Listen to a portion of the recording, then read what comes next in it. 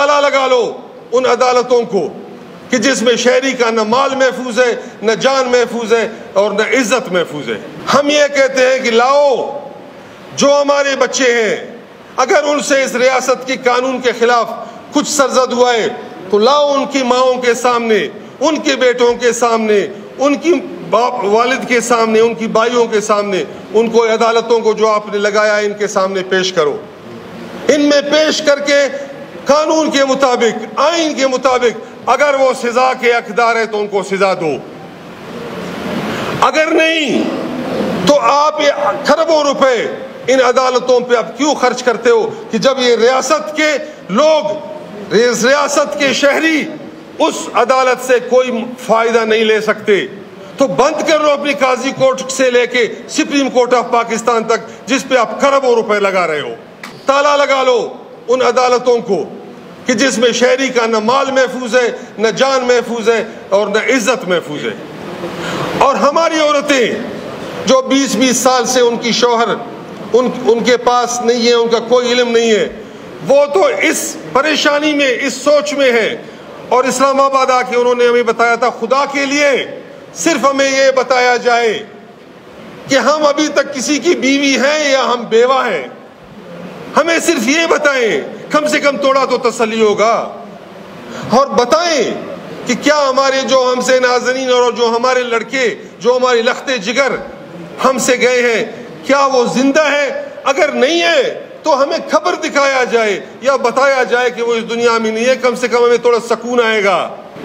اور دوسری طرف یہ قانون جو تحفظ دیتا ہے شہری کو، یہاں پہ اس قانون کو مختلف طریقے سے اس کی تشریح کیا جاتا ہے۔ جو زوراور ہے اس کے لیے قانون بالکل مختلف ہے، اور اگر جو کمزور ہے تو اس کے لیے قانون بالکل مختلف ہے، اور جو پیسے والا ہے اس کے لیے قانون بالکل اور ہے، اور اگر کوئی غریب ہے تو اس کے لیے قانون اور ہے، اور اگر کوئی اشرافیہ کا ساتھی اور اشرافیہ کے چھتری کے نیچے پلنے والا ہے اس کے لیے تو قانون بالکل مختلف ہے۔ کیا آپ کسی بھی ریاست کے بندہ جو خلاف قانون کچھ کرے آپ اس کے بدلے میں 20 اٹھاتے ہو؟ اب یہاں پہ 5 سالوں میں کہا جاتا ہے کہ جی 400 لایا گیا، یس، لیکن 400 کے بدلے پہ 2000-2500 تو آپ اور لے گئے، حساب کر لو۔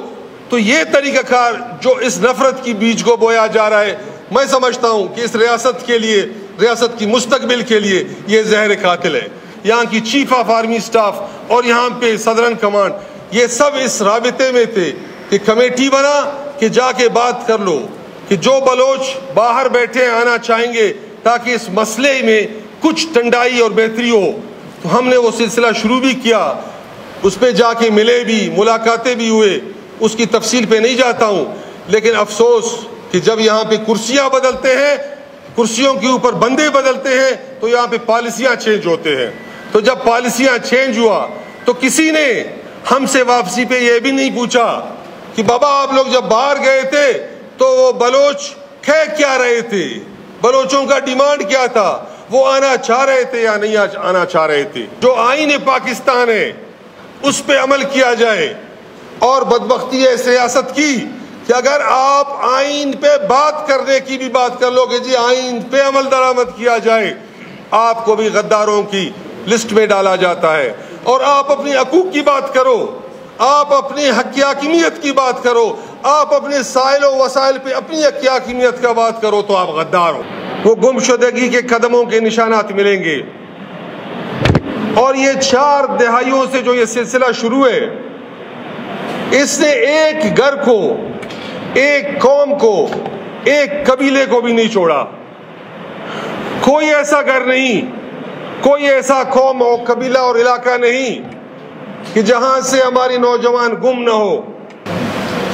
اور آج جو مسنگ پرسنز کا ایشو ہے وہ اس ریاست کی چہرے پہ ایک ایسا بدنما داغ ہو چکا ہے کہ شاید یہ قیامت تک دھل نہیں سکے گا، کیونکہ ایک بحران کی شکل اختیار کر چکا ہے۔ یہ انسانی بحران اور ایک سماجی بحران کا شکل اختیار کر چکا ہے۔